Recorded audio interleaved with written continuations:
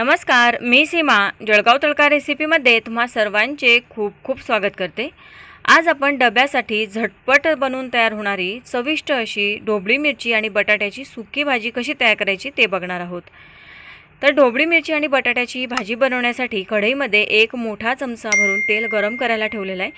आता हे तेल छान तापलं, मी यामध्ये जिरं मोहरी घातलेला आहे।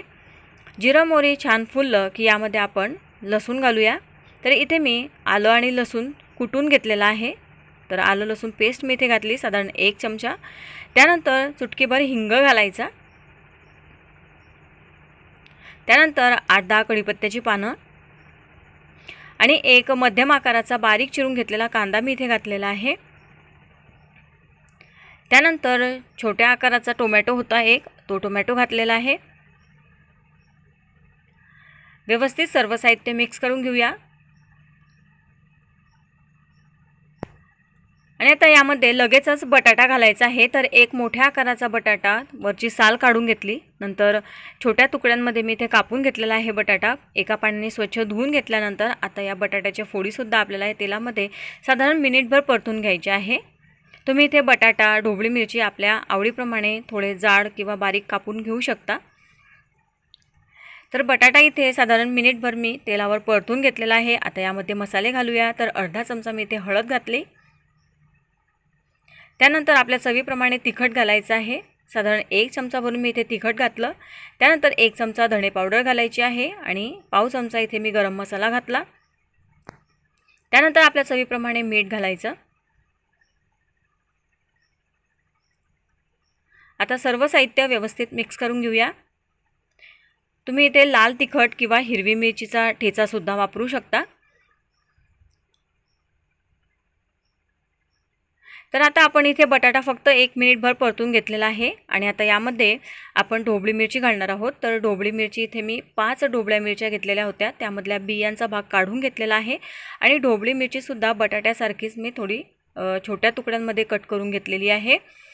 तर आता बटाटा आपण सुरुवातीलाच खूप इथे शिजवलेला नाही। आता हा बटाटा आणि ही ढोबळी मिरची आपल्याला सोबतच शिजवून घ्यायची आहे। बटाटा आधीच खूप शिजवला तर तो तुटून जाईल आणि फोड दिसणार नाही बटाट्याची। आता यावर 1 मिनिटसाठी मी झाकण ठेवलं। गॅसची फ्लेम अगदी कमी होती। ही भाजी तशी वाफेवरच शिजते, खूप जास्त पाण्याचं इथे काम नाही। एक वाफ आल्यानंतर झाकण काढून घ्यायचं, भाजी व्यवस्थित मिक्स करून घ्यायची आहे। त्यानंतर पुन्हा यावर झाकण ठेवायचं। गॅसची फ्लेम अगदी कमी ठेवलेली आहे। साधारण पुन्हा आता 1.5-2 मिनिटं मी इथे अगदी मंद आचेवर झाकण ठेवलेलं होतं। मध्ये मध्ये 1-2 वेळा मी इथे भाजी हलवून घेतलेली आहे आणि आता पुन्हा झाकण काढल्यानंतर 1 वेळा मिक्स करायची आहे। भाजी मिक्स केल्यानंतर आता इथे आपण बटाटा ढोबळी मिरची शिजली की नाही ते बघून घेऊया। तर हे बघा, बटाटा तर इथे छान शिजलेला आहे। अजून ढोबळी मिरची हवी तशी सॉफ्ट झालेली नाही, म्हणून आता यावर अगदी थोडं मी पाणी घालते आहे, अगदी थोडंच पाणी घालते आहे। पाणी घातल्यानंतर पुन्हा भाजी थोडी हलवून घेऊया आणि यावर झाकण ठेवायचं आहे।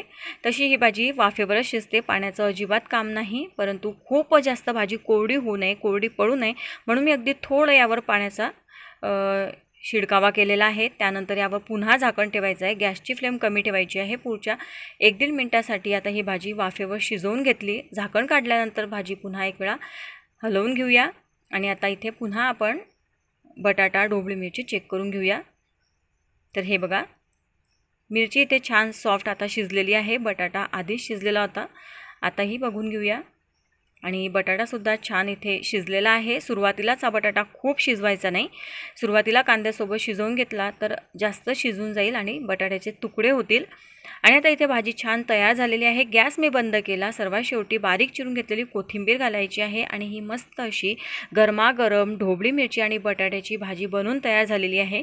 ही भाजी तुम्ही डब्यासाठी नक्कीच ट्राय करू शकता। भाजी बनवायला सोपी आहे, शिवाय पटकन होणारी रेसिपी आहे। ही भाजी तुम्ही पोळी पराठ्यासोबत सर्व करू शकता, वरण भातासोबत सुद्धा सर्व करू शकता। माझी ही रेसिपी आवडली असेल तर व्हिडिओला एक लाईक नक्की करा, जास्तीत जास्त शेअर करा आणि चॅनलला सबस्क्राईब करायला विसरू नका। पुन्हा भेटू, धन्यवाद।